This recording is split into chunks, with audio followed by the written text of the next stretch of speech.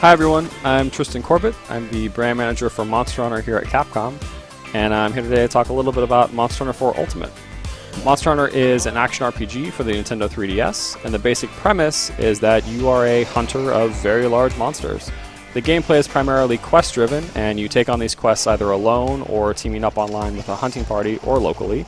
And you take down big beasts, and then as you do that and advance in your career as a hunter, you unlock the ability to craft different gear and weapons from materials derived from these monsters. What's brand new for Monster Hunter 4 is the narrative component of the game is actually a lot larger than it's ever been in any previous title. And with that, we actually expanded the overall world to include multiple villages this time around. In Monster Hunter, you're not really tied to a specific class, and there isn't necessarily a standard kind of level up structure. Everything in Monster Hunter is really gear-based.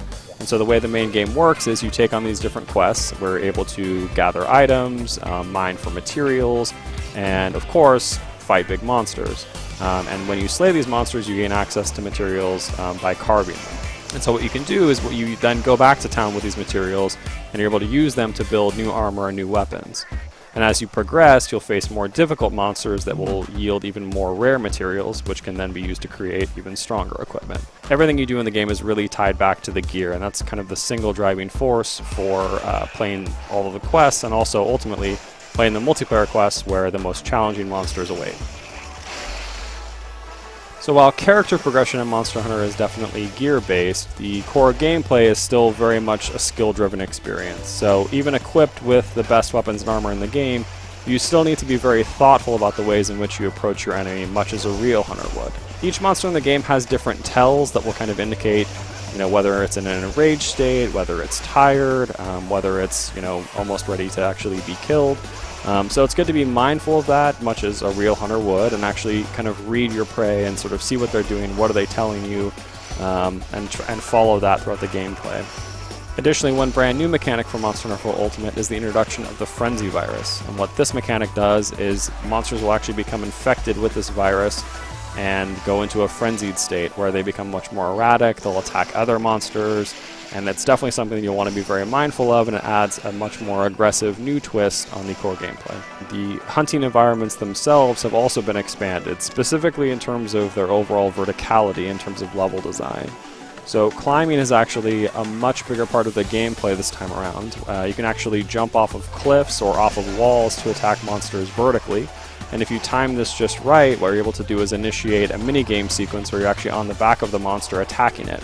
And as it thrashes about, it will try to knock you off. If you actually complete the mini-game sequence, the monster will get knocked down, and your teammates can rush in and attack the beast, and doing a ton of damage. In single-player mode, you won't have to actually face all of these beasts on your own, though. You're equipped with 2 AI companions called Palicos, which are brave felines that will support you. These guys can be equipped with their own armor and weapons, and you also have additional options to customize their behavior as well. Multiplayer is a huge component to Monster Hunter in addition to the very robust single-player adventure. So up to 4 players can join and tackle quests in the Guild Hall, which is actually a separate line of quests than what you find in the single-player villages.